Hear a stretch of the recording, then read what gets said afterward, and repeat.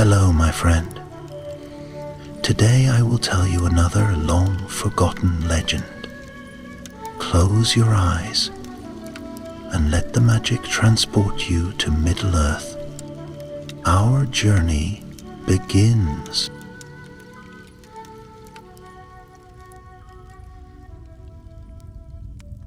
In the days before the great war that would shake the very bones of Middle-earth, while the shadow still brooded in the east and the lands of the west lay forgotten by many, a hush had settled over the north. The kingdoms of old were gone, their banners torn and their towers crumbled to moss and stone. But in the wilds and woods among the hills of Arnor, where once kings had ruled, some still remembered. The Dunedain, tall men of ancient blood, wandered in secrecy, keeping watch where others dared not tread. Among them was a man of shadowed gaze and noble bearing, known to few by his true name. He was called Strider by the folk of Bree, but those who knew the deeper tales called him Aragorn, son of Arathorn, heir of Isildur, and last of the royal line of Elendil. It was on a moonless night, while Aragorn kept watch beneath the sighing trees of the Weather Hills, that a raven flew to him out of the north, its feathers black as the void between stars. On its leg was bound a single scroll, sealed with the mark of Gilrain, his mother. The writing within was not hers, but bore the hurried hand of Halas, one of the rangers who guarded the ruins of Annúminas beside the lake of Evendim. A darkness rises in the north, it read. The ruins of Annúminas stir. Lights move where none should dwell. The dead do not rest. Come swiftly. Aragorn read the words in silence, then looked to the cold stars above. He knew the place well, once the seat of kings, where the scepter of Annúminas had stood tall above the waters of Nunuil. But it had long fallen into ruin, claimed by silence and ivy. That it now stirred meant something had awakened that ought not to be. By morning, Aragorn had summoned 5 of his kin. Grim Halbarad, steadfast and loyal, twins Feolan and Baranor, swift as hunting cats, young Thalan, eager but untested, and the dour old guide Merion, whose memories stretched beyond the memories of most. Together they rode northward with haste, slipping like phantoms through the woods, their cloaks blending into wind and bark. But as they drew near to the lake, a strange stillness crept upon the land. No birds sang. The air grew heavy, and even the wind seemed to hold its breath. The shores of Nunuil stretched before them like the edge of a dream, vast, silver in the pale light, and utterly still. Upon the far side, cloaked in mist and sorrow, rose the remnants of Annúminas. Once, its towers had gleamed with the light of the stars, and music had drifted from its halls like a river of joy. Now, broken columns jutted like ribs from the earth, and ivy-wrapped statues stared blind-eyed across the water. The rangers set camp upon a low ridge that overlooked the ruins, and Aragorn stood apart, silent. It was then that he first saw her. Out of the trees to the east came a figure cloaked in silver and pale green, moving with the grace of moonlight. Her hair shimmered like starlit water, and her eyes held the far-seeing light of the Eldar. Aragorn reached for his sword, but she raised a hand in peace. "I am Lerwen," she said, her voice like wind through willows, "of the house of Círdan. I come with tidings from Lindon, for this shadow touches even the shores of the sea." Aragorn studied her carefully. Few elves came this far east now, and fewer still sought out the affairs of men. "What do you know of this darkness?" he asked. She stepped to the edge of the ridge and pointed to the mists that swirled over Annúminas. "There is one among the ruins, not dead, but not wholly living. He calls to the forgotten kings beneath the earth. He seeks to raise a host that once bowed to Isildur, but will now obey him alone. At that Merion stirred. The kings of Arnor lie beneath stone, their bones older than empires. None could raise them. Léorwyn turned to him. You forget the power of memory and of ancient sorrow. In the right hands, even the dead may stir. A chill passed through the company, though no wind blew. That night, Aragorn dreamed of the white tree withering, and a crown falling into dust. He awoke with a start, the scent of stone and decay lingering in his nose. At dawn, they crossed the lake in silence, their small boats gliding over the mirror-like surface. As they drew near to the shadowed ruins, the very air seemed to resist them, thick with dread. When their boots touched the moss-laden stones of Annúminas, a low sound echoed through the crumbled halls, a whisper that was not wind. Fáilinn drew his blade. What place is this that speaks without a voice? Annúminas, said Aragorn, eyes narrowed, but not as it should be. They moved cautiously among the ruins, guided by Léorwyn's keen senses. Statues of forgotten kings watched them from alcoves, and here and there the ground trembled faintly, as if stirred by dreams too long buried. In one courtyard they found a brazier still smoldering with cold flame, blue and unnatural. Beside it lay the broken helm of a Dúnedain warrior, freshly bloodied. Halbarad knelt beside it. "Alas," he whispered. "He was here." Léorwyn touched the flame. Not alone. Before Aragorn could ask, a cry pierced the ruins. A single voice, male, torn by fear and fury. They ran, blades drawn down twisted halls of vine and stone until they came upon a sight that rooted them to the spot. Halas stood in the center of a great hall, his back to a dark altar of cracked obsidian. His eyes were wild, his limbs bound by chains of shadow, and before him stood a man, clad in black robes laced with silver, tattered but regal. His face was hidden beneath a hood, but his voice rang clear. "You are of the line," the man said to Halas, "but you are not the one. He will come. I will draw him." Aragorn stepped forward, sword gleaming. "You need not draw me. I am here." The hooded figure turned, and from beneath the cowl came a smile like winter frost. "So the heir of Isildur comes to claim his crown. But you are too late. The city will rise again, but not for you." He raised his hand, and the walls shook. Bowls stirred beneath the stones, and the dead began to wake. The ground trembled beneath their feet as a low groan echoed through the ancient hall, a sound like stones grinding beneath the weight of centuries. Dust fell from the vaulted ceiling, and small fragments of stone clattered to the floor as the dead began to rise from the crumbled flagstones of Annúminas. Aragorn moved without hesitation. He strode forward, sword raised, his cloak billowing behind him as he shouted for the others to fall back. Fáilinn and Baranor closed in at his sides, their blades drawn. The hooded man did not move. He simply lifted both hands, and the air seemed to grow thick as though wrapped in invisible cords. From the floor rose figures clad in ancient armor, rusted and broken, with hollow eyes that glowed faintly blue. Some wore helms that bore the emblems of long-dead houses, houses that had once sworn fealty to the kings of Arnor. Their movements were stiff and slow, but there was strength in them, the strength of those who had once stood against the darkness and now answered it.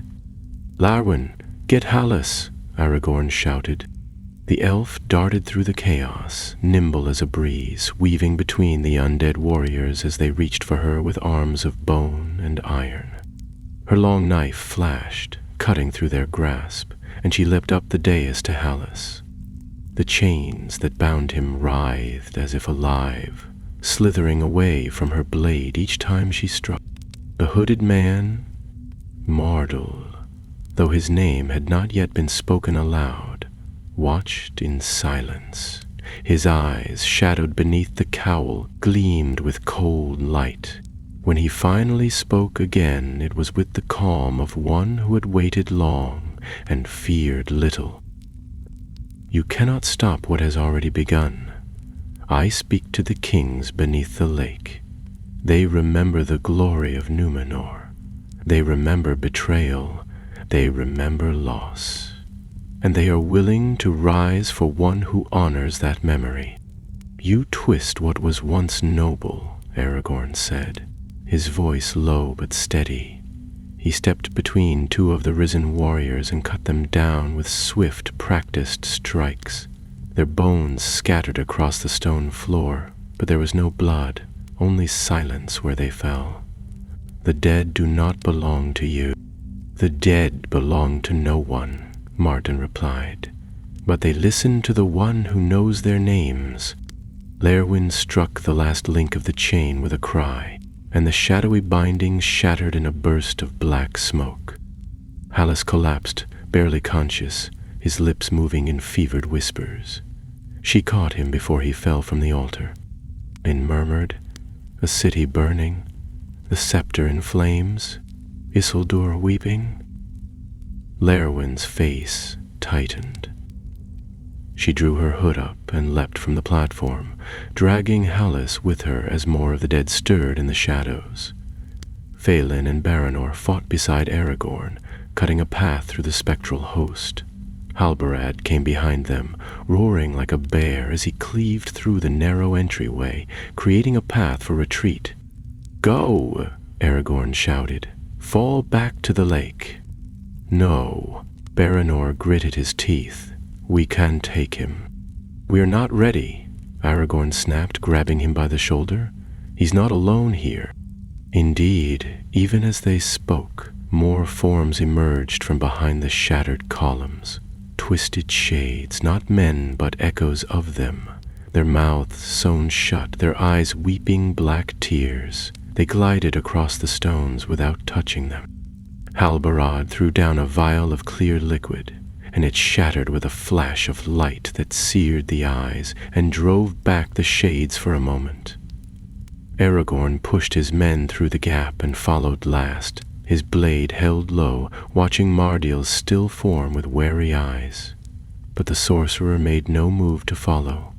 He stood alone in the ruined hall, and behind him the altar pulsed faintly, as if a heart beat within it. The company stumbled into the open air, breathing hard. The mists clung thick around the ruins, and already the sun was beginning to fall behind the hills, casting long shadows across the waters of Nenuyal. They reached their boats and pushed off in silence, the lake still as glass beneath them. Once across, they built a small fire intended to Hallis, who drifted in and out of sleep. Léirwyn prepared a draught of healing herbs, crushed fine and mixed with warm water. She held the cup to his lips, and at last he drank, though his hands trembled. "We were watching the ruins," Hallis said at last, voice hoarse. "2 nights ago a light appeared in the heart of the city, like starlight, but wrong. Cold. I went with 2 others, Darin and Elver. They didn't come out." He closed his eyes for a moment. "We found a stair that led down beneath the earth. It's there, the old vault, a place Isildur forbade any to enter. The scepter was once kept there before it was taken south." Aragorn stared into the fire. "And this man, Mardil, he was there?" Hallis nodded. "He was waiting, as if he had known we would come." Aragorn turned to Léirwyn.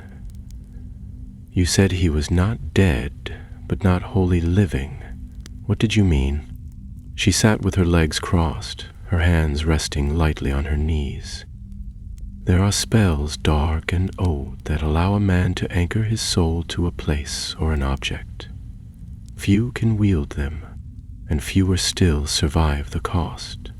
If he has bound himself to the vault beneath Annúminas, then he cannot be destroyed as long as that bond remains intact. So he must be severed from it, Aragorn said, nodding slowly, and the vault destroyed. Yes, she said, but it will not be so simple.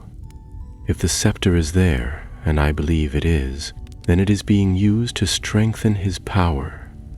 It is a symbol of the kingship of Arnor. If he wields it or bends it to his will, he could call the dead of all the northern barrows. Merion stirred for the first time in hours. The Barrow Downs, he said. There are thousands buried there, and not all are friendly to us, Halbard added grimly. Aragorn stood and looked north, toward the mists. Then we must find the vault, break his bond, and reclaim the scepter, before he awakens the full wrath of the fallen. For a long while, none spoke. The fire crackled softly, and somewhere far away an owl called. The darkness of the northern hills seemed deeper than it had in years past, and the stars above looked pale and distant. At last, Aragorn turned to his men. We go at dawn. Rest now, for tomorrow we walk beneath Annúminas. None argued. They knew the road ahead would not be easy, and as the fire dimmed to coals, each man and woman there sat with their thoughts and wondered what lay waiting in the vaults below. The heart of a lost kingdom, now pulsing with shadow once more morning came shrouded in fog. The light that filtered through the trees was pale and uncertain, and the lake lay still as a polished mirror, reflecting nothing of what stirred beneath its surface. The company broke camp without speaking much, each one knowing the weight of the day ahead. Even the birds, which had occasionally sung in the high branches, were now silent. It was as though the very land listened. Cassandra. They set out along the lake's edge, skirting around to the western side where the ruins rose steeply from the water's edge. Lerwin led, her steps light and unerring, while Aragorn followed close behind, his eyes sweeping over every moss-covered stone and bramble-choked stair. The others moved in pairs, alert and quiet.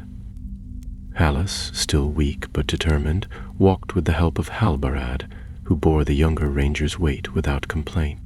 The western approach to Annúminas was older and less traveled.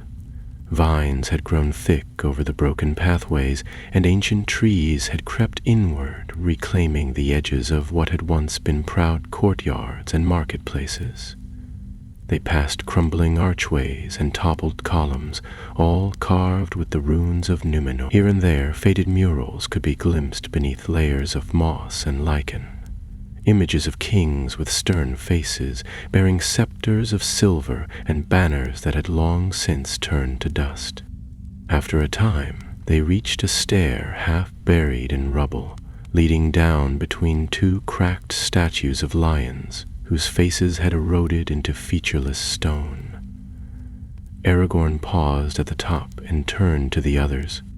"This is the way into the vault," he said. "We'll go in pairs. Halbarad, with me at the front. Lerwin, you bring up the rear with Hallis. Stay close." They descended slowly, their boots echoing faintly off the damp stone. The air grew cooler with each step, thick with the scent of earth and mildew. The passage twisted and narrowed, the walls close and rough, until at last they came to a vast door of blackened iron, half open, its hinges rusted through. Beyond lay darkness, not the natural gloom of a forgotten cellar, but something deeper and heavier, as though the shadows themselves had weight. Aragorn stepped through without hesitation, holding aloft a torch. The hall beyond was vast, supported by pillars of granite that reached into a ceiling lost to shadow. The floor was tiled with green marble, cracked and uneven, and here and there pools of still water had gathered, reflecting the flicker of their torches like black glass.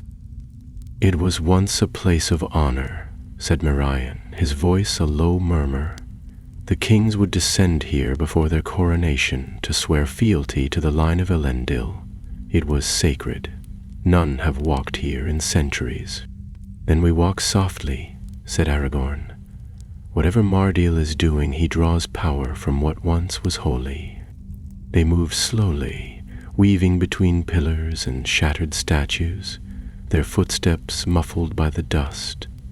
As they advanced, faint sounds began to echo from the far end of the hall, whispers too low to understand, and a rhythmic thudding like a heartbeat.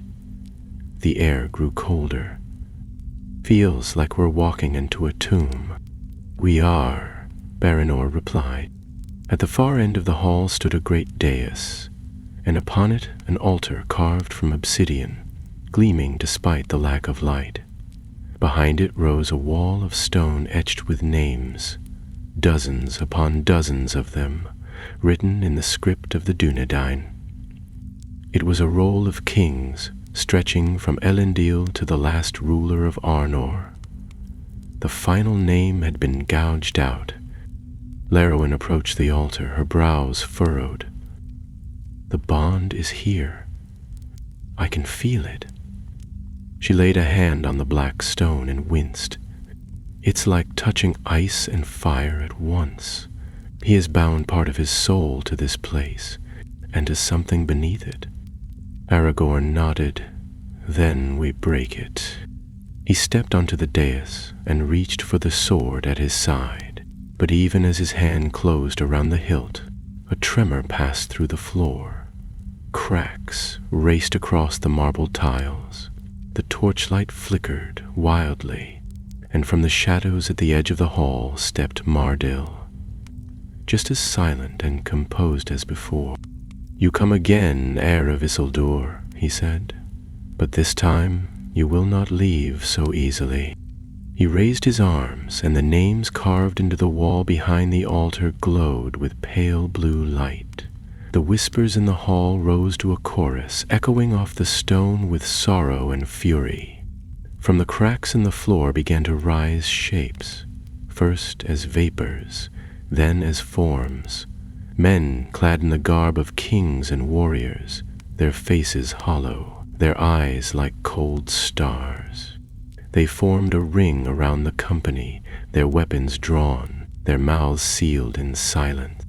Lerwin drew her blade, her expression grim. "They are bound to him by name. He has called each one, twisted their memories, and offered them purpose." "Can they be freed?" Aragorn asked. "Yes, but only if we can destroy the bond, his anchor. It lies beneath the altar." Mardil laughed. "You would dare desecrate the resting place of your own kings to stop me? You disgrace their legacy. I honor it. I raise them to power again." "You mock them," Aragorn said, stepping toward him. "You twist their memory into a weapon." Mardil gestured sharply, and the spectral kings raised their swords. The company braced, blades drawn, backs to one another as the ring of the dead closed in. Then Lerwin called out in a voice that rang clear and fierce, like a bell cutting through fog. "Your names are yours no longer. Your oaths were made to Elendil and his line, not to this pretender." The spirits hesitated. A few wavered where they stood, their forms flickering like smoke in wind. Mardil snarled and raised a black blade that pulsed with cruel light. "Then I will unbind them," he cried, and hurled the blade toward the altar. It struck with a sound like shattering ice. The altar cracked, a fracture running through its center, and from below came a shriek, high and piercing, like something being torn apart. Lawin stumbled, clutching her ears. Hallis cried out, Even Aragorn winced at the sound. The floor collapsed beneath the dais, revealing a stair spiraling downward into darkness. A dim blue glow pulsed from below, throbbing in time with a distant, unnatural heartbeat. Aragorn looked down, jaw tight. "That's the heart of it. We go down." Baranor stared at the stair, his knuckles white on the hilt of his sword. "And if it's a trap, then we spring it," Aragorn said. "We cannot fight what's above until we destroy what's beneath." They descended the stair one by one as the dead kings watched in silence. Behind them, Mardel vanished into the mist, his laughter echoing like broken bells. The stair wound down into the earth like the spine of some buried beast, each step slick with damp and edged in moss. The torches flickered dimly, their light swallowed by the heavy air that hung in the narrow shaft. The deeper they descended, the more it felt like the world above had ceased to exist. There was only stone, shadow, and the deep, slow thrum that beat like a hidden heart somewhere far below. Aragorn led the way, his blade drawn and held before him, torch in the other hand. Behind him came Halbarad and Baranor, then Léirwyn, her expression unreadable. Faelin and Thalin brought up the rear, keeping close to Halas, who leaned on the wall for support but refused to be left behind. The stair was long, older than the city above, carved before even the founding of Annúminas, its walls smooth with age. Strange symbols had been etched into the stone here and there, worn runes of warding and remembrance, the kind used by ancient Númenóreans to guard places of power. At last, after what felt like a mile's descent, the stair ended in a wide stone chamber, circular and ringed by arches that led to alcoves shrouded in shadow. The air here was cold and still, but charged, as if lightning had struck the earth and lingered. In the center of the chamber rose a pedestal of black marble, and upon it floated a sphere the size of a man's head, jet black, perfectly smooth and pulsing faintly with a cold blue glow. It was a palantir, but unlike any they had seen. "It's not one of the seeing stones," Léirwyn said softly, stepping closer.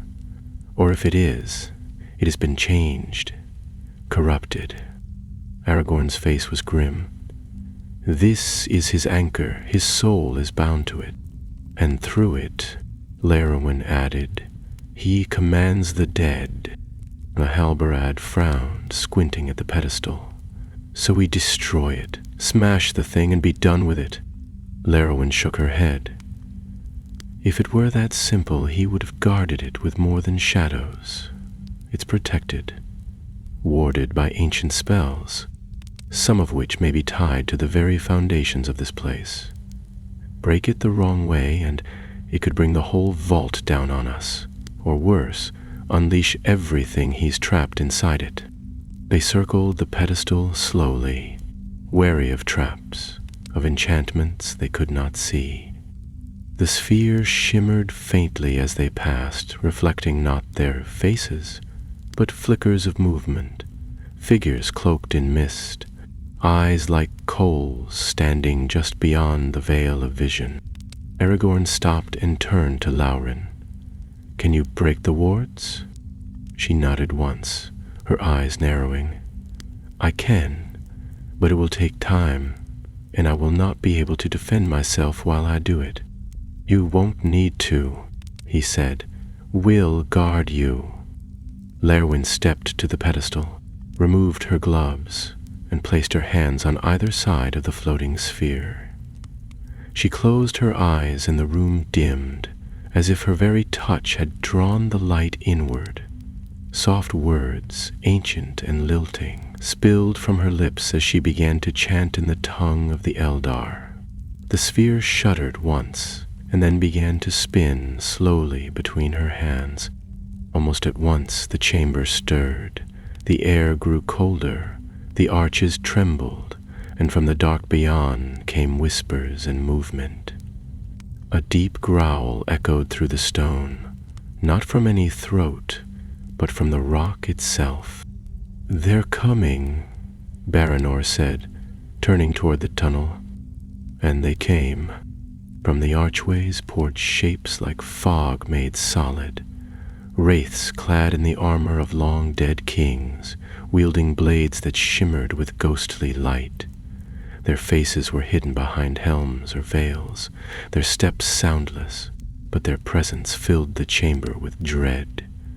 Halbrand and Phaelon moved to block the main arch, blades gleaming in the torchlight, while Aragorn stepped forward to meet the nearest wraith head-on. The first of them struck with terrifying speed, its blade hissing through the air like a snake. Aragorn parried, the impact ringing through his arms. The wraith did not falter, did not cry out, did not bleed. It simply attacked again. "Belad cannot be slain like men," Phaelon shouted as he drove one back with a stroke of his sword. "No," Aragorn replied, driving his heel into the stone and pushing forward. "But they can be held." The fight was unlike any they had faced. The wraiths did not tire. For every one driven back, another pressed forward. Yet the rangers stood firm, defending the pedestal with desperate resolve. Baranor was struck across the arm, the ghostly blade burning like frost. He gritted his teeth and continued to fight, refusing to give ground. Belerwin's chant grew louder, more urgent. The sphere now spun rapidly, glowing with a light that flared with each word. Her eyes were closed, her brow damp with sweat, but she did not falter. Then the sphere screamed.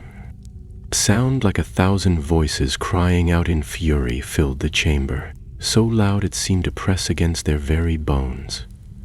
The wraiths recoiled, staggering back. The light of the palantir flared white, then blue, then red, cycling faster and faster. Lerwin opened her eyes. "Now," she shouted. "Strike now!" Aragorn didn't hesitate. He lunged forward and drove his sword through the heart of the pedestal. There was a burst of blinding light and a noise like shattering glass, and the sphere cracked. A black wind rushed from it, filling the chamber with howls and shrieks. The rangers fell back, covering their faces as the wind roared around them. When the light faded and the wind died, silence fell. The palantir lay in pieces, black shards smoking gently, their glow extinguished. The wraiths were gone. Only fading shadows remained where they had stood. Lerwin swayed, and Aragorn caught her before she could fall. They did their shops. She whispered, "He is broken."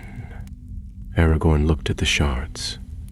"Not yet, he still lives. But now he's vulnerable." They rested only a short while. Hallis bound Baranor's wound, and Lerwin drank from a flask of clear water, her hands shaking slightly. Aragorn stood apart, gazing up the stair, his mind already turning toward what must come next. "He'll know," Halbrand said, coming to stand beside him. "He'll feel it." "Yes," Aragorn replied, "and he'll be waiting." Above them, the ruins of Annúminas loomed, quiet for now, but far from empty. Mardel had lost his anchor, but not his power. They would have to face him one last time and finish what they had begun. They emerged from the vault into pale daylight. Though the sun was veiled by a cover of thick gray cloud, the air was sharp and still, and the ruins of Annúminas seemed changed, somehow quieter, as if the city itself had sensed the breaking of Mardel's spell. The light did not feel so heavy here now, but there was no comfort in it. The wind stirred the ivy on the shattered walls, and the lake below was still. But the company knew better than to think they were safe. Aragorn led the way back through the western corridors, pausing often to listen.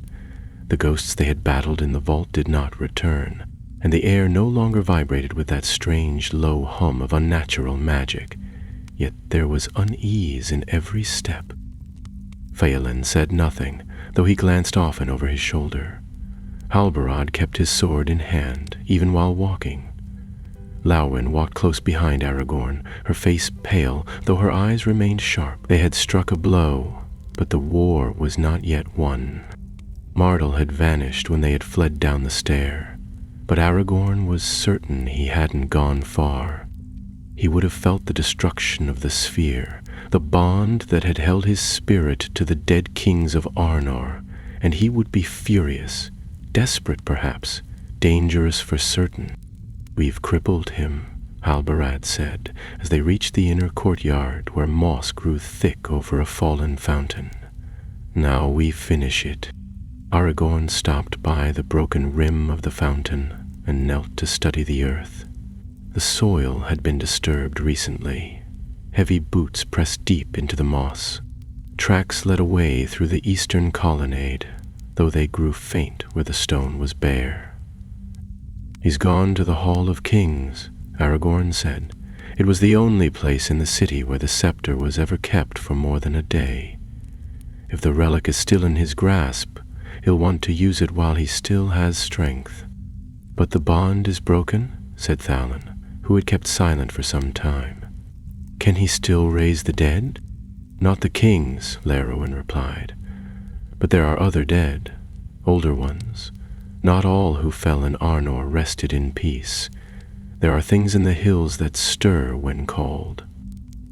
Merrion had been silent since they left the vault, but now he stepped forward, his eyes grim.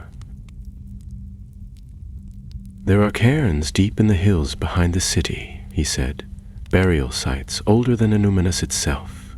Barrows sealed in the time of the early Dunedain, before even Elendil crossed the sea. Cursed place.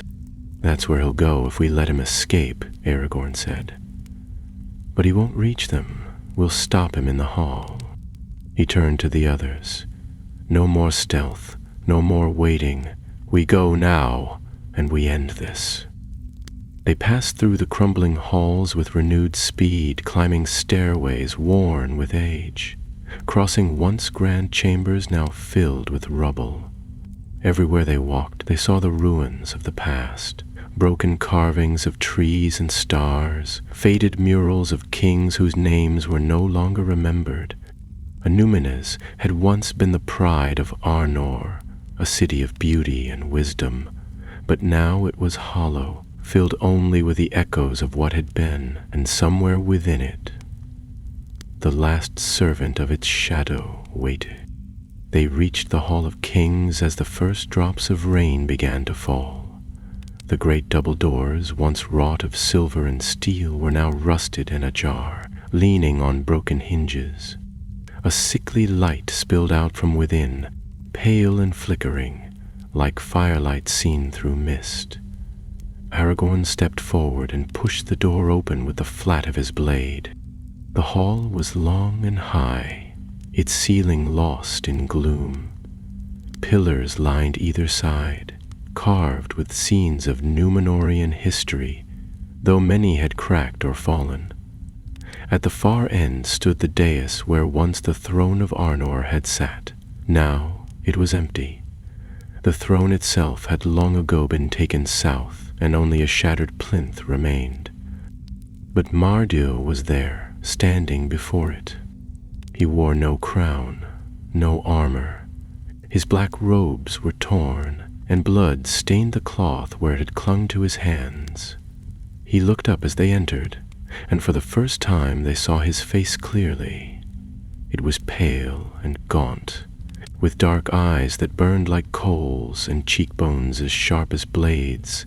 His lips curled into a smile that was neither welcoming. "You took it from me," he said softly, voice echoing off the high stone walls. "The anchor, my bond, my gift. Do you even know what you've done?" "You were twisting the dead," Aragorn said, stepping forward, sword lowered but ready. "Mocking the kings you claim to honor." I gave them purpose again, Mardil whispered. I gave them a voice.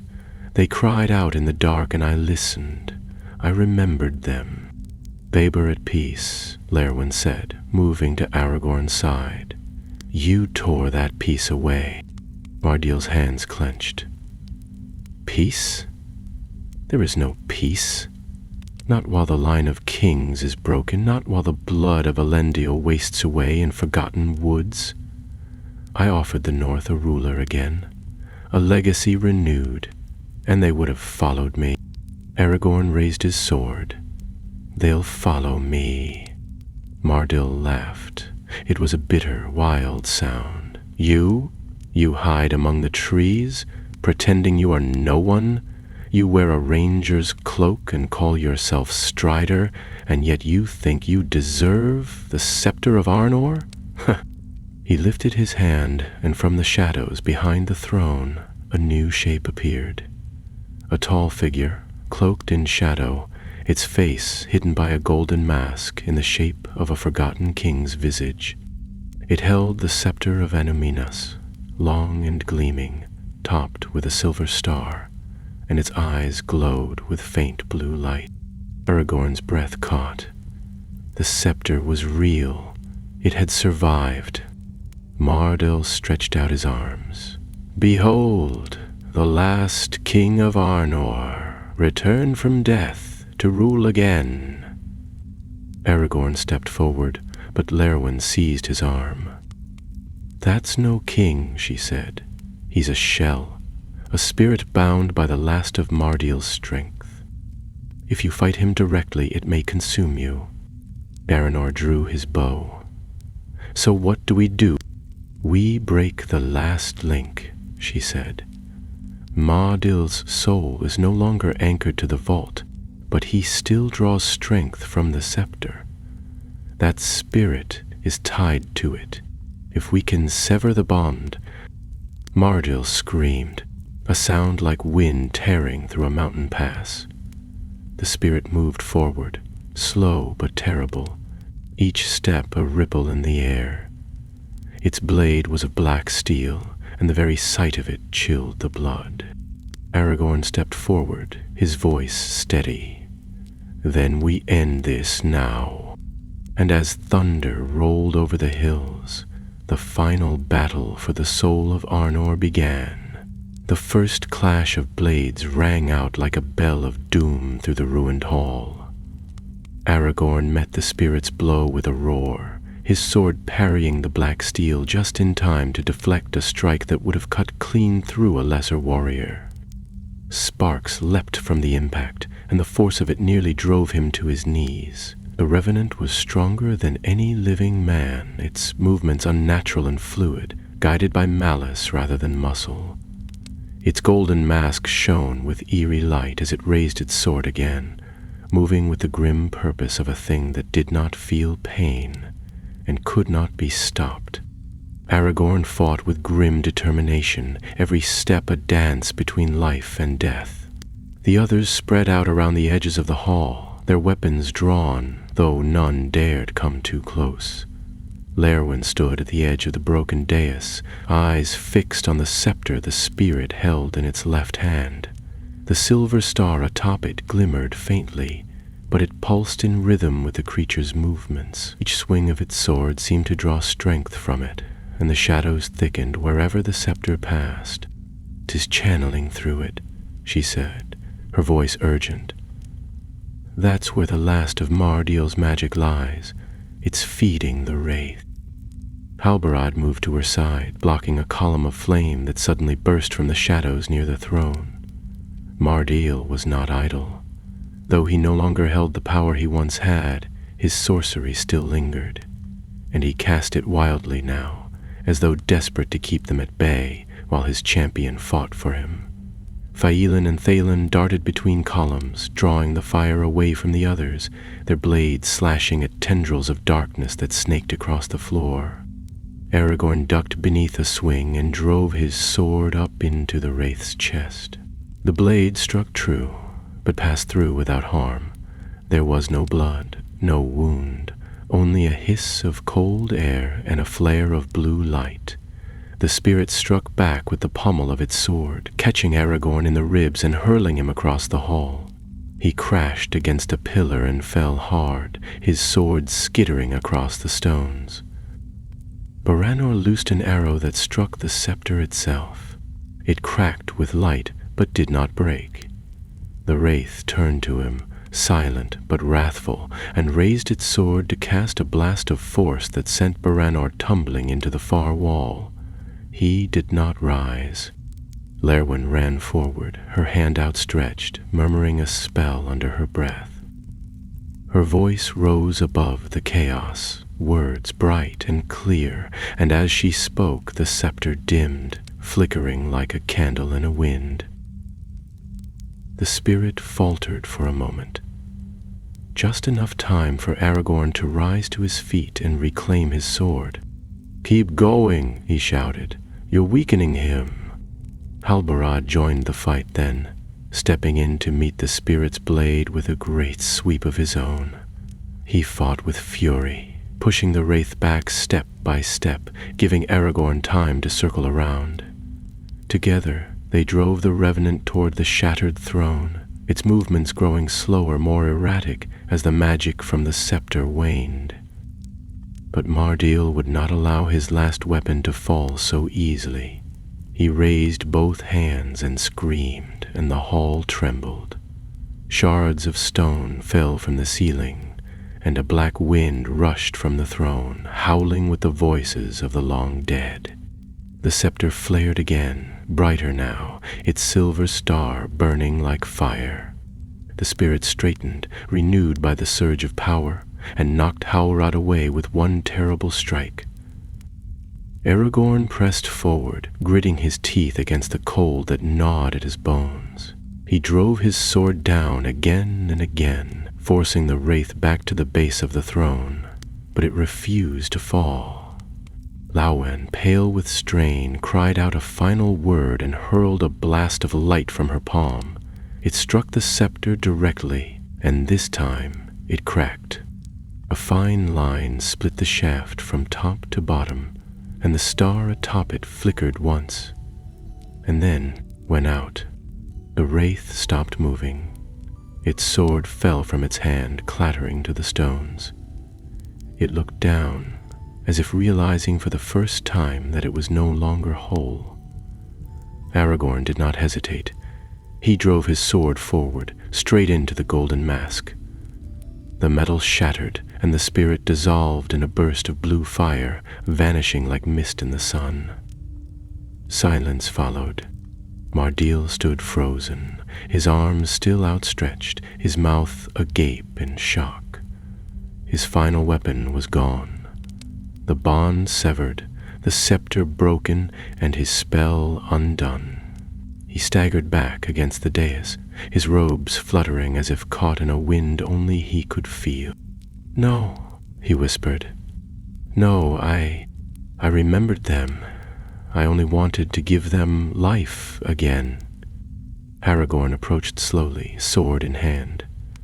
"You gave them chains." Mardil looked up, his eyes wild.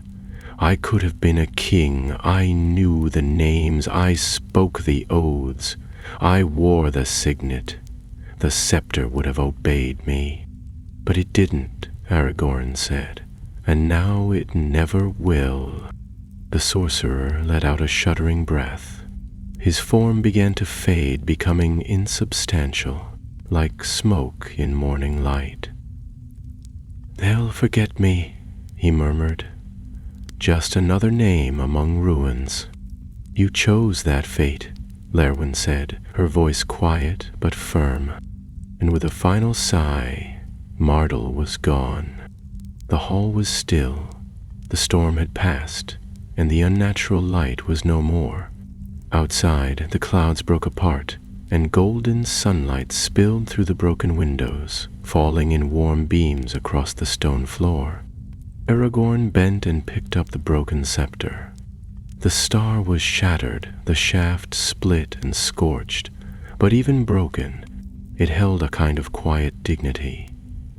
He turned it in his hands, then looked to Lerwin.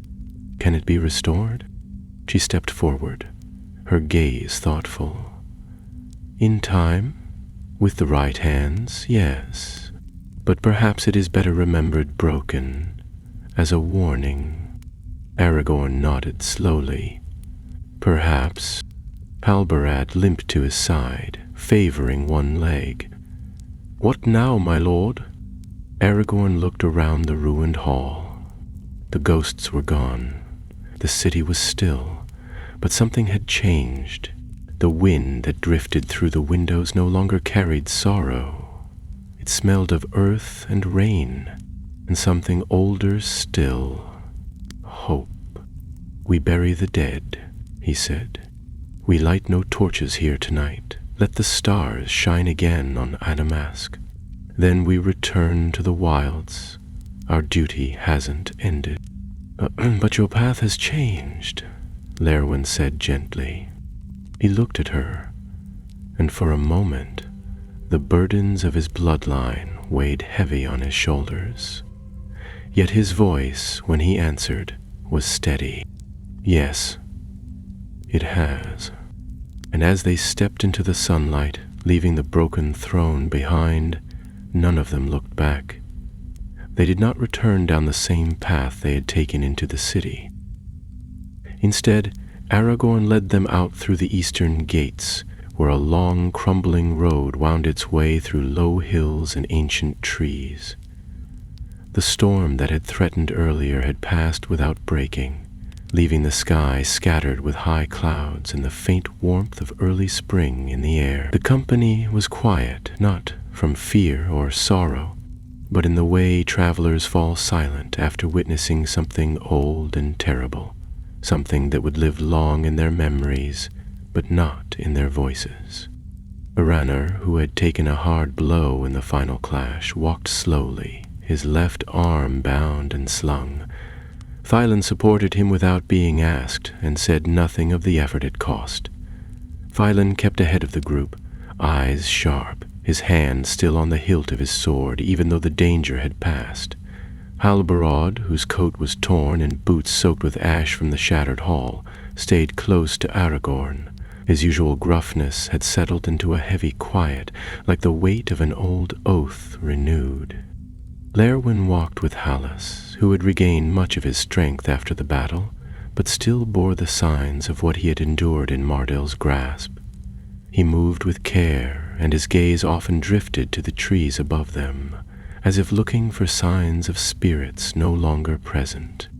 It was only once they had crested a hill, with the broken skyline of Annúminas behind them, that Aragorn stopped and turned back for one final look.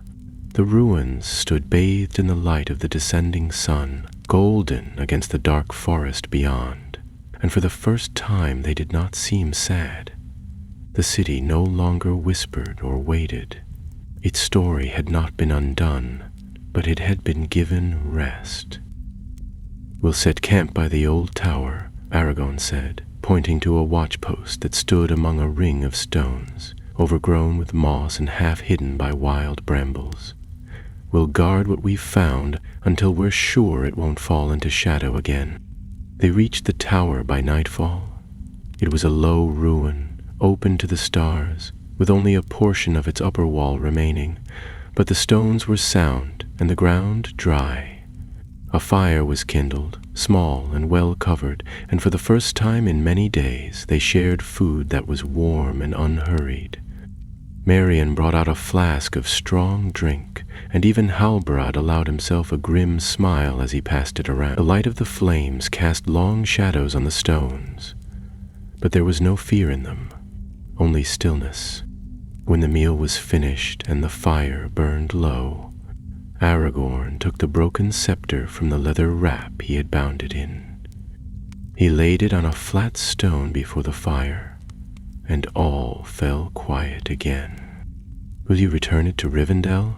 Feolan asked, his voice low. "In time," Aragorn answered. "It should lie among the heirlooms of the north. It is not a weapon, not anymore." Lerwin reached forward and touched the scorched wood. "I think Elrond will understand." They sat together until the stars wheeled fully overhead, each lost in thought. Some of the rangers drifted into sleep. Others stood watch at the edges of the camp, but no threat came. The wind moved gently through the high grasses, and the trees whispered with the sounds of birds settling for the night. Lerwin sang softly in her own tongue, a melody without words, and its notes carried through the camp like the memory of an old lullaby. Later, as Aragorn sat alone beside the embers, Halbarad joined him. "You should carry it," the older ranger said. "The scepter. The people will follow it." Aragorn looked into the fire. "I don't want them to follow the scepter. Not yet. Let them follow hope, and let that hope be quiet. For now." Halbarad gave a short nod. "Still," he said, "I think the city stirred for a reason. The dead do not rise without cause." "I know," Aragorn said, "but it is not yet time to speak of kings and thrones. Arnor is still dust. Gondor has not called. And the east grows darker." "We'll follow you," Halbarad said, without pride or flattery. "When the time comes." And Aragorn, gazing up at the stars, whispered, "When the time comes." By morning the wind had changed. The scent of rain was gone, replaced by the fresh scent of growing things. Flowers bloomed among the ruins, small white ones that opened only when the sky was clear. The rangers took this as a sign. They left nothing behind in the camp, save the ashes of the fire and a single stone placed atop the hill where Mardil had vanished, marked with a name that would not be spoken. As they rode south once more, the lake of Evendim glimmered behind them, and the ruins of Annúminas grew distant, fading into the folds of green hills and blue-gray stone. But the city was changed, and though its towers still lay broken, the shadow that had lingered for so long had lifted. Lerwin parted ways with them near the Brandywater, heading west toward Lindon, with a promise to send word to Elrond. Maerion remained in the north, returning to the old posts that still watched the wilderness, while Faelin and Thalan were dispatched to the far roads to spread quiet news among the Dunedain. Aragorn and Halbarad rode together for many leagues, not speaking often, but finding comfort in each other's presence. Spring was coming to the land, slow but certain, and the long dark of winter was breaking. One night, as they made camp beneath a beech tree heavy with new leaves, Aragorn unwrapped the scepter again. The silver star at its tip had fractured into 3 pieces, but its shape was still noble. He touched the wood lightly, and a memory came to him. Not of kings or glory, but of Gilrain, his mother, placing his hand on an old scroll when he was a child, saying, "You are of Isildur's line, but you must choose what that means." He wrapped the scepter again and placed it back in his pack. To their shops. "I will choose," he said aloud, and under the stars of Middle-earth, the heir of Isildur continued his journey. The road south was long and often empty, winding through country that had once known the tread of many feet, but was now left to the deer and the foxes. The rangers moved quietly, avoiding settlements and keeping to the hills whenever possible. Their presence remained a secret to most, as it always had, and though they traveled through lands that had not yet known war, the company kept sharp eyes and read the signs in the land with practiced skill. There were no more sightings of dark creatures, no whispers of sorcery in the woods, but the memory of Annúminas weighed heavily on them all, even as the green hills of Eriador stretched before them, peaceful and wide. They could not forget the city of the kings, nor the power that had nearly risen there once again. Aragorn said little on the road. He rode ahead of the others more often than not, his hood drawn low and his thoughts turned inward. Though the spectre of Mardale had been defeated, its shadow lingered in his mind, a reminder that darkness did not always announce itself with great armies or black towers. Sometimes it came through memory, through sorrow and pride twisted into hunger, and the most dangerous enemy was the one who believed his cause righteous. Halbarad understood his silence and did not press him. He took charge of the younger rangers when needed, offering guidance and instructions in Aragorn's stead, but he knew better than to speak of thrones or scepters until the time was right. What had been recovered in the ruins of the north was not a weapon or a prize. It was a burden, and Aragorn bore it in silence. One evening, near the ruins of Amon Sul, they camped on a high ridge beneath the broken stones of the old watchtower. The sky was clear, and the stars shone with unusual brightness, reflected in small pools left by the spring rains. The fire burned low, and the men sat close, their cloaks pulled tight against the cool wind that swept over the hills. It was Phylen who first spoke of what lay ahead. "Do you think it's over?" he asked, staring into the flames. "That we've seen the worst of it?" "No," Halbad said without hesitation. "The worst lies east, beyond the mountains." "Then why not take the fight there?" Phelan asked. "Why linger in the woods while Mordor grows stronger?" "Because this land still sleeps," Halbarad answered, "and we are the watchers who must keep it safe while it does. If war comes, and it will be needed." Phyelin looked to Aragorn then.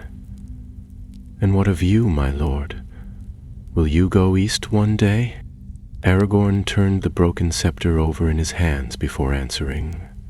The pieces of the silver star were still bound tightly to the shaft, and though they no longer shone, there was something solemn in their shape. "Yes," he said at last, "but not as I am now." They moved on the next day, traveling eastward toward the Weather Hills where they would part ways. The rangers had different posts to return to, villages to watch, wild paths to guard, and their company would scatter again as it always did. Aragorn planned to turn south along the Great East Road and then make for Rivendell, where Elrond waited with news and counsel. There were whispers already of unrest in the south, of strange signs near the borders of Gondor, and growing fear in the hearts of men. He would need wisdom before the next path revealed itself. Before the company split, they made camp one last time on the edge of the Trollshaws. The woods here were dense and ancient, filled with gnarled oaks and silent glades, and the wind spoke through the branches with a voice like old songs. That night, Aragorn called the company together for one final council. They sat in a circle beneath a canopy of stars, their faces lit by firelight, and listened as he spoke. "I will take the scepter to Rivendell," he said. "It belongs there with the relics of the North. The time has not yet come to bear it openly, but one day it will. One day the Dúnedain will be called to war, and when that day comes I will need you all. The road will be long. It will not lead straight to thrones or crowns, but it will be ours." He looked at each of them in turn. Phyelin, Baranor, Thalin, Merian, and at last Halbarad.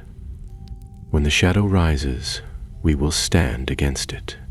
Not for pride and not for vengeance, but because we must." No one spoke for a while after that. There was nothing more to be said. Each man there had walked through the ruins of the North and seen what lay waiting in forgotten tombs. They knew now what it meant to be Dúnedain, not just to protect, but to remember, to keep the light of the West alive, even when the world had forgotten its name. At dawn, the company broke apart. Thalin and Baranor rode west toward Bree, Phelan north to the hills of Fornost, Merian east into the Trollshaws alone. Halbarad lingered only a little longer before turning south, his path leading through secret roads that only the rangers knew. Aragorn watched them go, and then turned east toward the hidden valley of Rivendell, the scepter wrapped in linen and strapped carefully to his pack. The journey was quiet.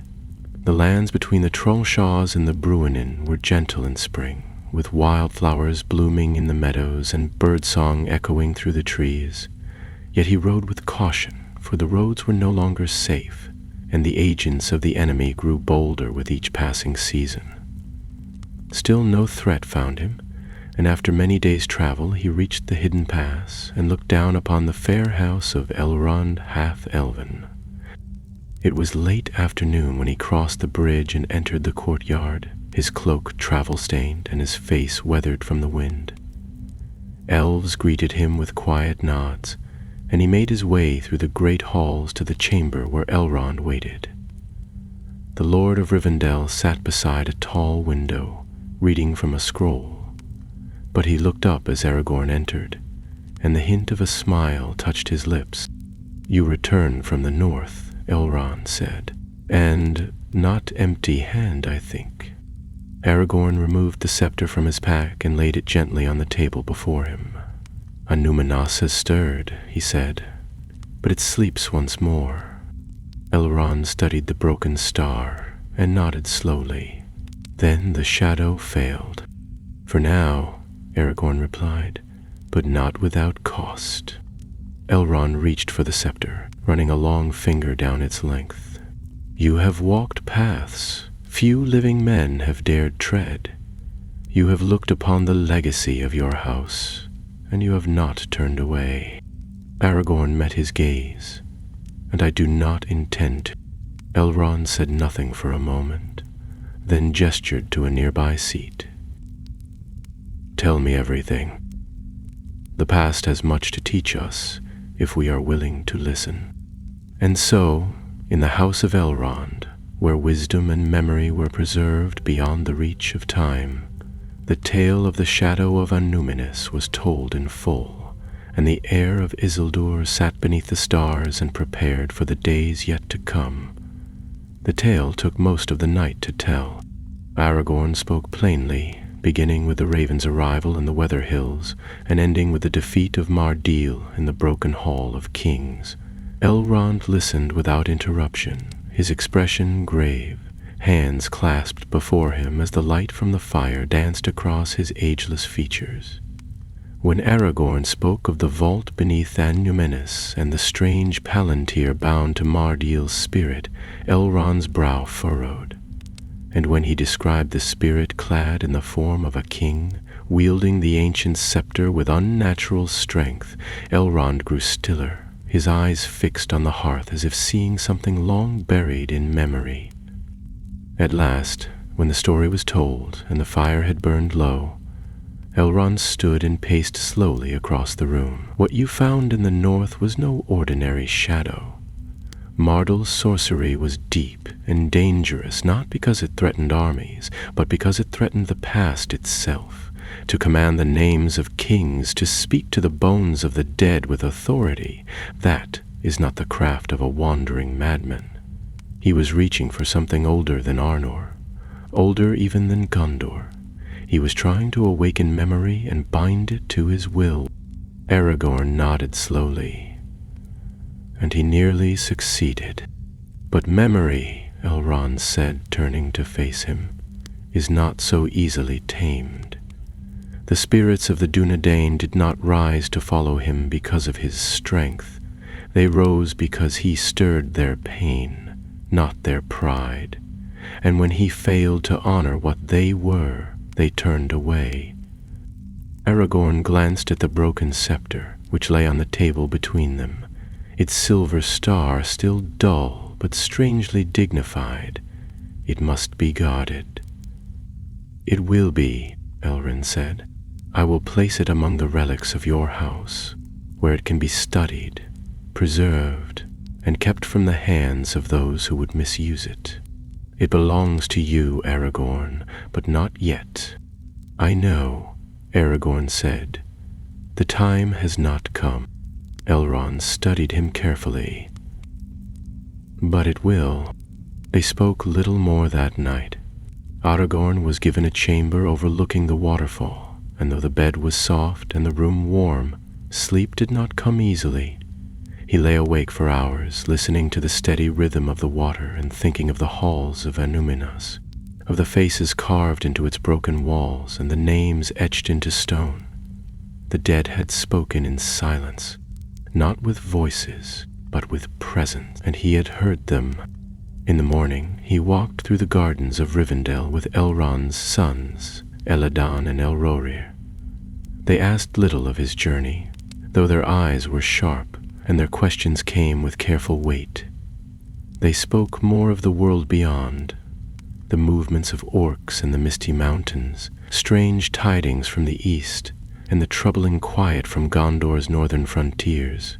War was coming, not in days, perhaps not even in months, but it moved like a slow tide, and none of them doubted its approach. Later, in the Hall of Fire, Aragorn stood before the old map of Arnor that hung upon the eastern wall. His eyes moved over the familiar names: Fornost, Amon Sul, Lake Evendim, and at last came to rest on the fated mark of Annúminas. For a long time he stared at it in silence, until a voice behind him spoke. "Do you think it will rise again?" Lerwin stepped into the room, her cloak damp from the rain that had begun to fall beyond the windows. Her presence in Rivendell was unexpected, though not unwelcome. She moved through the halls like a shadow of starlight, speaking little but learning much. Aragorn glanced at the map once more. "Not yet," he said. "The people are not ready." "But the land remembers," she said, "and memory has its own kind of strength." He nodded. "You were right about Mardul. Without you, we would have failed." Erwin looked away, her expression unreadable. "I knew only what the wind told me, what the sea remembered. The rest you carried yourself." There was a moment's pause, then she stepped beside him.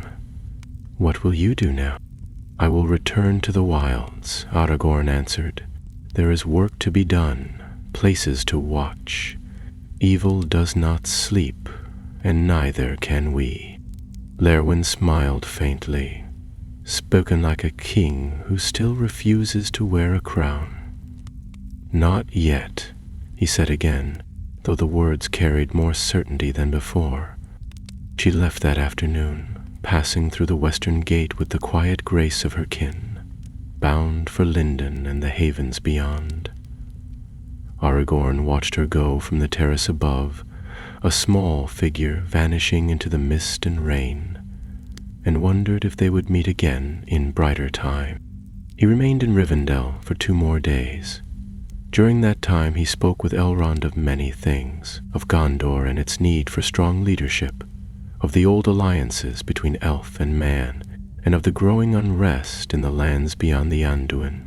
He studied the ancient texts of the Dunedain, seeking knowledge not only of kingship, but of healing, of history, of all that might be required of him in days to come. And when he departed, the broken scepter remained behind, resting in a chamber deep beneath the house, surrounded by other relics of Númenor and Arnor, safe beneath the watchful eyes of Elrond.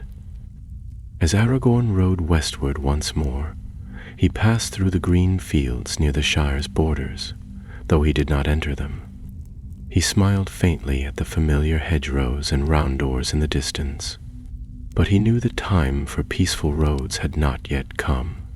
He was bound for Bree, and from there into the wilds once more. Rumors stirred in the north, faint but troubling. A shadow in the woods near Lake Ninhual, a traveler found frozen and pale near Fornost. A whisper of wargs in the hills. And so he went, the cloak of a ranger once more across his shoulders, the ring of Barahir upon his hand, and a new weight in his heart, not of sorrow, but of purpose.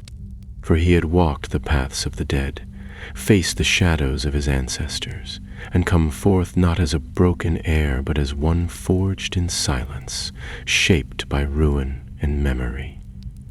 The scepter lay behind him waiting, and ahead lay the road, long and dark, but lit now by a flicker of something greater than hope. Destiny, the prancing pony, was unusually quiet when Aragorn arrived in Bree. The inn, which usually hummed with the cheerful clatter of tankards and the laughter of well-fed travelers, held a more subdued tone that evening. A fine mist hung over the cobbled streets, veiling the lamps and softening the clop of hooves. Bree folk sat closer to the hearth than usual, their voices low, their glances wary. Something had changed in the air, not yet spoken aloud, but felt all the same. Aragorn entered without ceremony, drawing little attention beyond the usual curious glance from the innkeeper. He wore his weathered cloak and carried the look of a man accustomed to long roads and few comforts. To the people of Bree he was still Strider, grim, strange, and best left alone.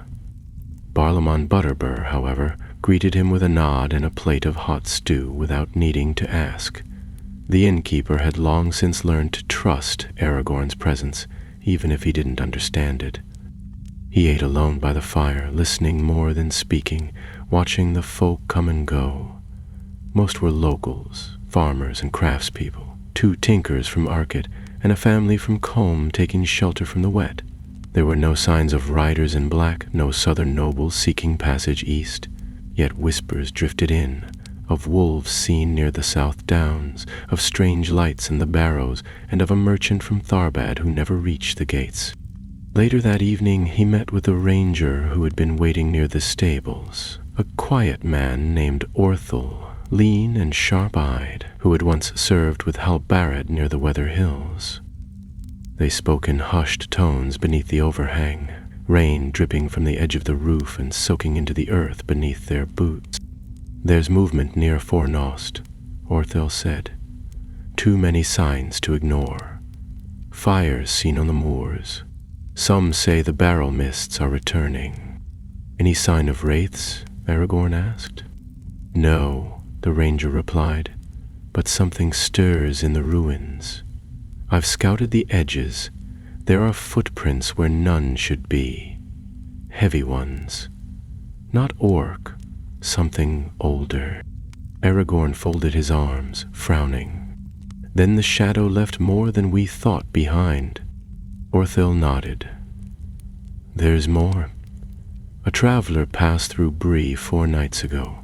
Quiet fellow, never gave a name, but he asked about the old roads that haven't been spoken of in years. He bought a map from old Hav Hayward, then vanished without a trace." "Which roads?" Aragorn asked. Orthel hesitated. "The ones that lead to Tern Gorthad, the Barrow Downs." Aragorn looked out into the night, the memory of cold stone halls and whispering ghosts rising unbidden in his mind. He had been to the Barrow Downs before, long ago, and had no wish to return. Yet if something now stirred there so soon after Mardil's fall, it could not be ignored. The spells had been broken in Annúminas, but sorcery was like rot. It clung to cracks and corners long after the source had been cut away. He thanked Orthal and arranged for 2 more rangers to be summoned. Then he retired to his chamber above the inn, where a narrow window overlooked the eastern fields. He sat long in the darkness, the candle flickering beside him, his fingers tracing the hilt of his sword absently. The road was calling again. By dawn, he had left Bree behind, traveling east with the mists curling at his heels. The weather held steady, neither bright nor stormy, as he crossed the downs and entered the old forest road that ran alongside the Withy Windle.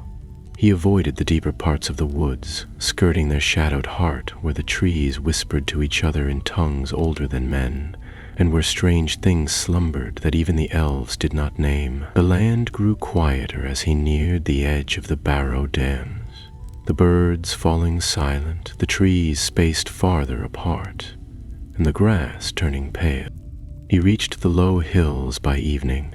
They rolled across the land like frozen waves, gray-green and veiled in fog.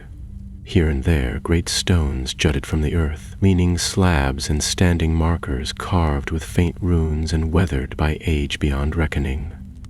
The Barrow Downs had been a resting place once, a place of peace and honor. Now, even in the dim light, they felt restless.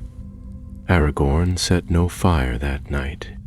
He camped in the shelter of a hollow hill, keeping watch through the still hours, his eyes ever turned to the mist that crept between the mounds.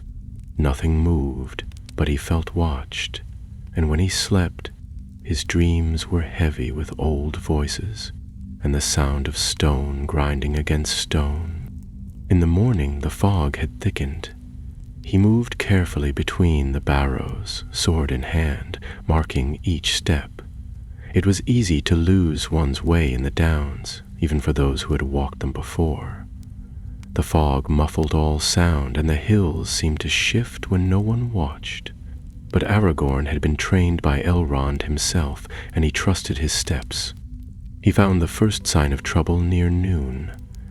A barrow had been opened, its heavy stone lid pushed aside, moss torn from the edges, and the earth about it blackened and cold. No light entered its depths, and the air that drifted from within was foul. He knelt beside it and ran a hand along the stone, feeling the deep gouges left by something with claws. Orthwell had been right. Whatever had stirred in Annúminas had not died with Mardel. Some part of that shadow had slipped away, unseen in the confusion, and now sought a new place to root. If it reached the barrows and woke the things that slept there, it could raise a new host, one more terrible than before, for the spirits in the Barrow Downs were ancient and bound not by names, but by curses older than the kings of Númenor. He rose swiftly and turned east, his thoughts racing. He would need aid. Rangers, yes, but perhaps more. If the darkness had turned its gaze upon the downs, then the time for silence was ending. The heir of Isildur had walked in the ruins of his fathers, but his task was not yet done. The north still slept, and it was not safe to sleep forever. The next 2 days passed in a tense blur of wind and fog. Aragorn moved swiftly across the Barrow Downs, leaving marks behind him on trees and stone where he could, knowing that the others would follow in his wake if he did not return. Though the land was quiet, it was not peaceful. Strange unease clung to the earth like dew, and more than once he thought he heard a whisper just beyond the edge of hearing. Soft voices, too faint to understand, but heavy with sorrow and something darker beneath. Each time he stopped to listen, the sound melted back into the wind, leaving only the hush of the grass and the soft rustling of the mist. He found 2 more barrows opened, each with signs of forced entry. The first had been stripped of its contents. Ancient weapons taken, stones shattered, and bones scattered across the floor in a careless frenzy. The second was worse. Its walls had been marked with strange symbols, drawn in a substance that shimmered faintly, even in the gloom. It was not blood, at least not any blood that Aragorn recognized, and it pulsed with a faint light that made his stomach twist when he looked at it too long. He did not touch it. Instead, he sealed the barrow's entrance with what stones he could drag into place and moved on without resting. By the 3rd evening, a storm broke overhead. Thunder rolled across the downs, low and mournful, like the voice of the hills themselves, and rain swept down in cold sheets. Aragorn found shelter beneath a half-collapsed barrow, the roots of the hill above dangling like fingers through the ceiling. He kept a small flame going behind a stone wall and slept with one hand on his sword, though his rest was shallow and filled with uneasy dreams. He was awakened before dawn by a noise, soft but sharp like a blade drawn across stone. Rising quickly, he stepped out into the thinning rain and saw, for the first time in many years, movement among the hills.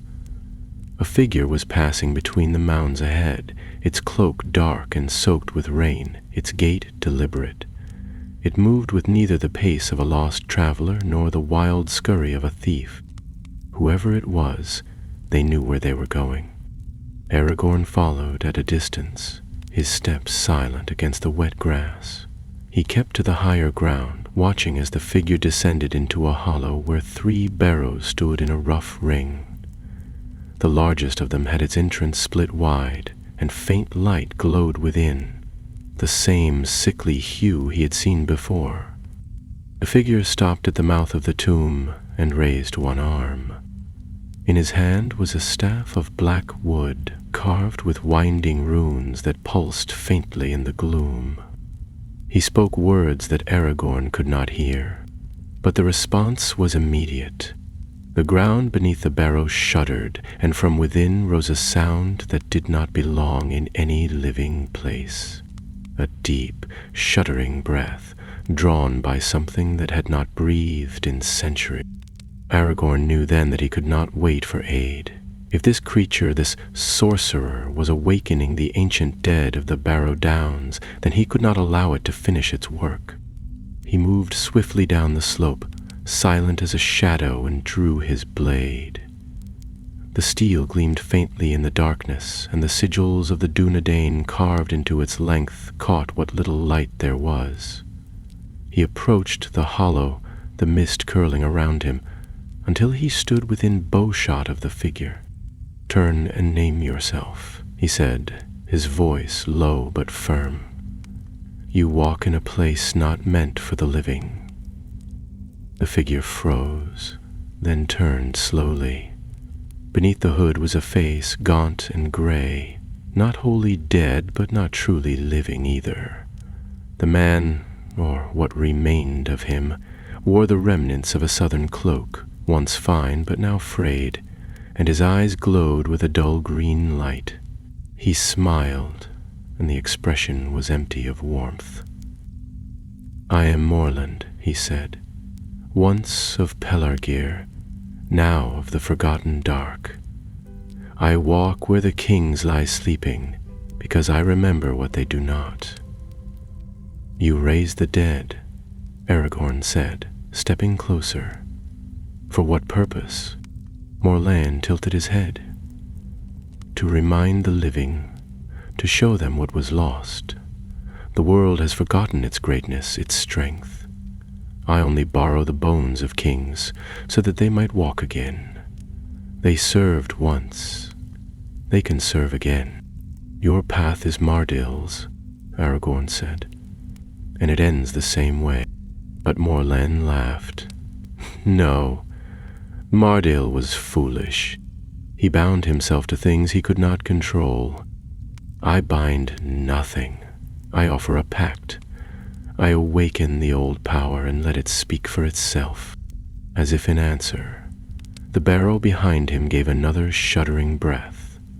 A cold wind blew from its mouth, carrying with it the stink of earth and the faint sound of footsteps, slow, dragging, and many. Aragorn raised his sword. "Then I'll see that it speaks no more."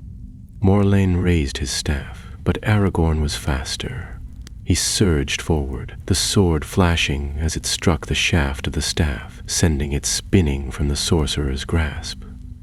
Morland cried out, stumbling back. At the same moment the first of the dead stepped into the open, a figure wrapped in faded burial cloths, its eyes gleaming faintly in the dark. More followed behind it, half seen in the mist. Aragorn knew he could not face them all. He turned and struck the nearest mound with the flat of his blade, dislodging part of the entrance stone, then seized the staff and flung it into the hollow.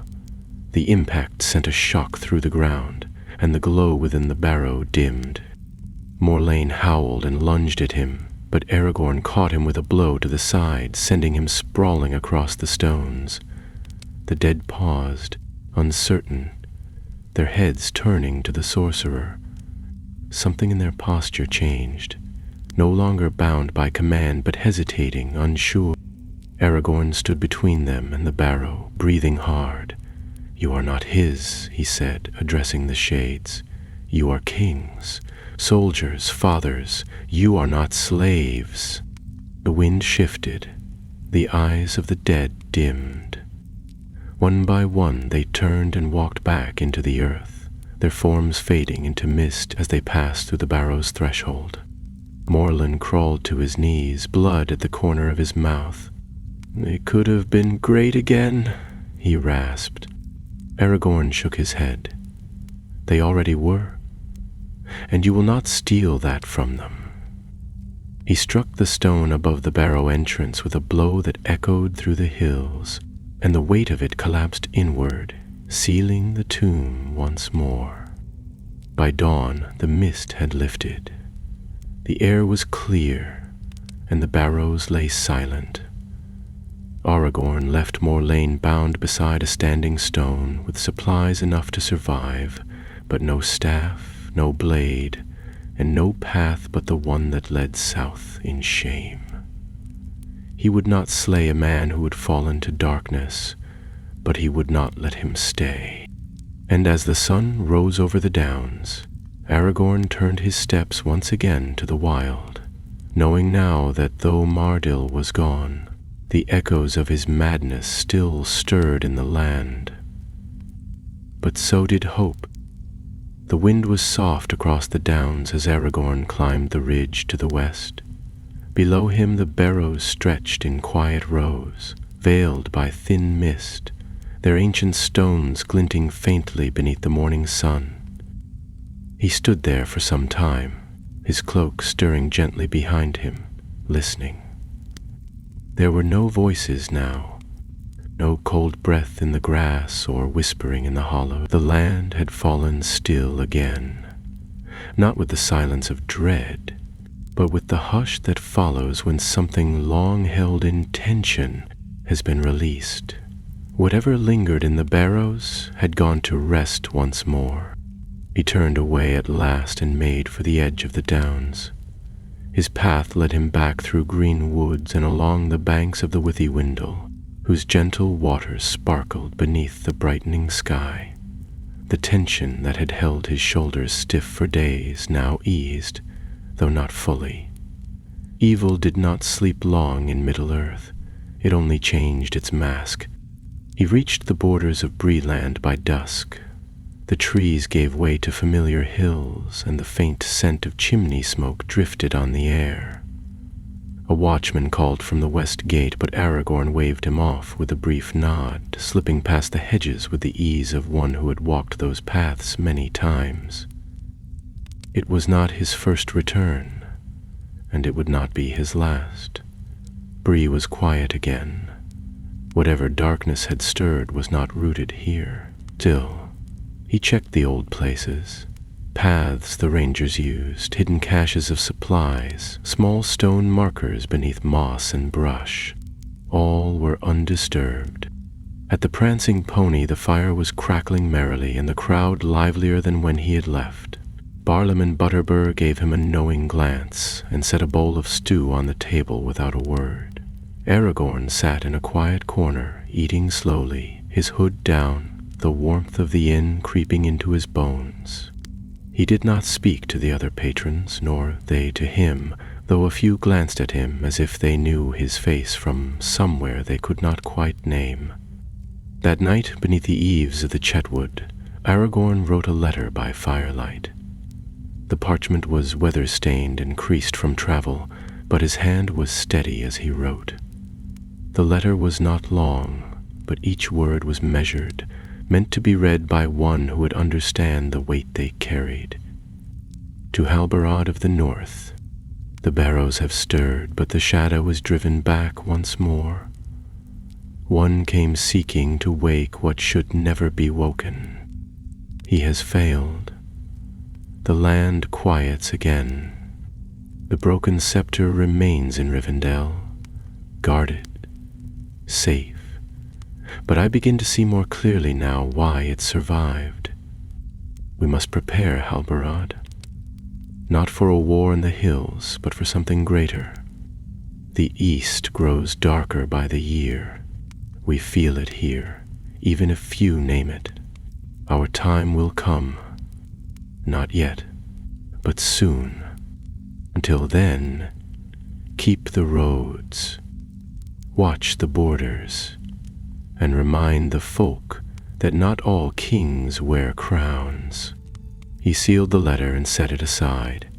In the morning, he would leave it with a messenger who knew how to find the Dunedain scattered across the north. Then he would go west, where another trail had drawn his attention. News of a black wolf seen beyond the Shire's borders, unnaturally large and swift, its eyes bright with strange fire. It might be nothing, or it might be another sign of the east's reach, stretching farther than it should. He slept that night beneath a canopy of leaves, the stars peeking through the boughs, and dreamed not of ruins or dead kings, but of white towers gleaming on distant hills and banners snapping in a wind that had not yet come. He saw the sea, silver and endless, and the white tree in bloom. He saw fire and shadow, battle and loss, but he did not wake afraid. When the dawn broke over the hills, he rose quickly, gathered his pack, and stepped once more onto the path. The road ahead was uncertain, but Aragorn, son of Arathorn, had never feared long roads. He had walked through death, faced the legacies of the past, and returned not as a hidden heir, but as a man who had chosen to bear the weight of his name. He did not seek thrones or titles. He did not wear the scepter at his side, nor carry it as a symbol, but he carried the memory of the kings who had come before him. He remembered the oaths, the wisdom, and the pain, and in that remembering, he carried something far greater.